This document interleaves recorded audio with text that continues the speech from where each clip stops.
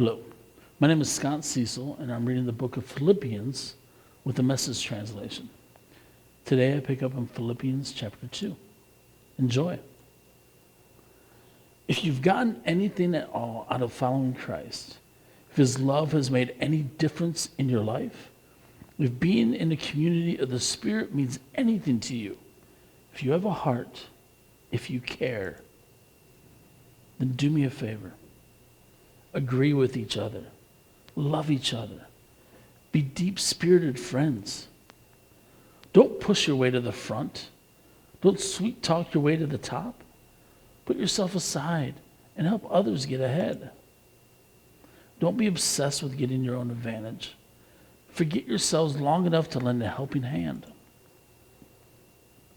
Think of yourselves the way Christ Jesus thought of himself. He had equal status with God, but didn't think so much of himself that he had to cling to the advantages of that status no matter what. Not at all. When the time came, he set aside the privileges of deity and took on the status of a slave. He became human. Having become human, he stayed human. It was an incredibly humbling process. He didn't claim special privileges.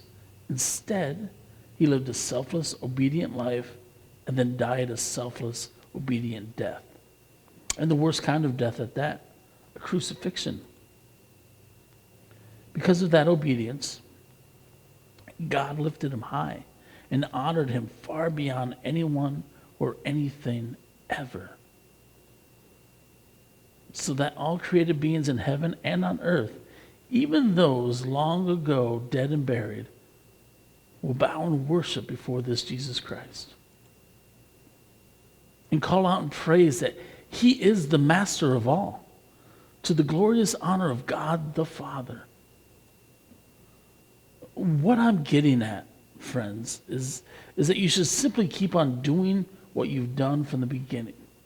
When I was living among you, you lived in responsive obedience. Now that I'm separated from you, keep it up.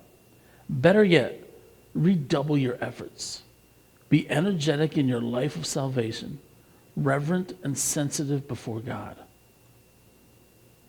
That energy is God's energy, an energy deep within you.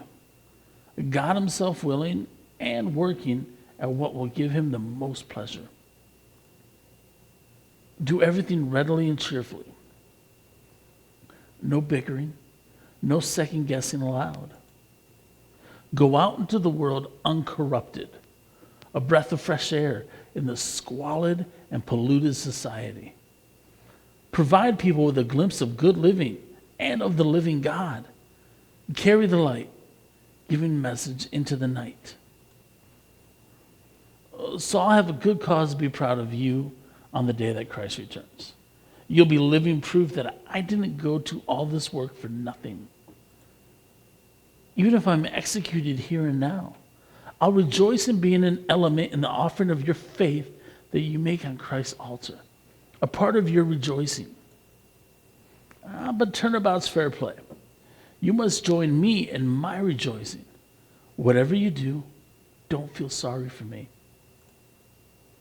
I plan, according to Jesus' plan, to send Timothy to you very soon, so he can bring back all the news of you he can gather. Oh, how that will do my heart good.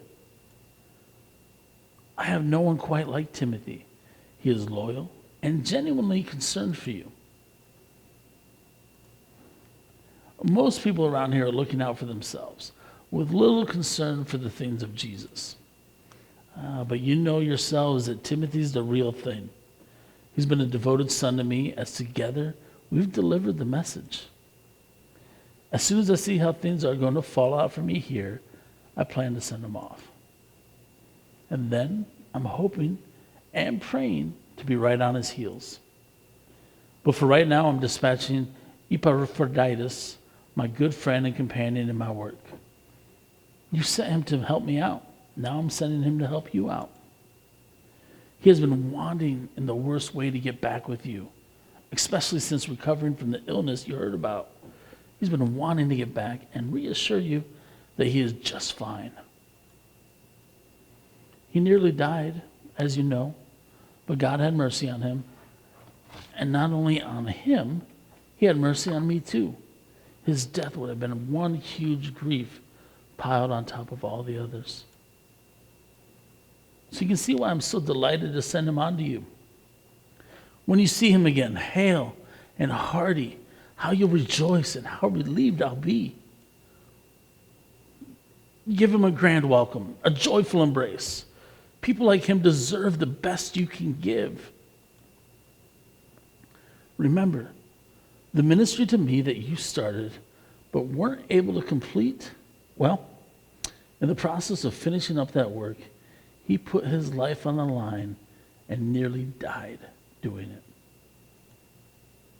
Thank you for joining me in the reading of Philippians chapter 2. Please come back tomorrow as we do chapter 3. Have a great day.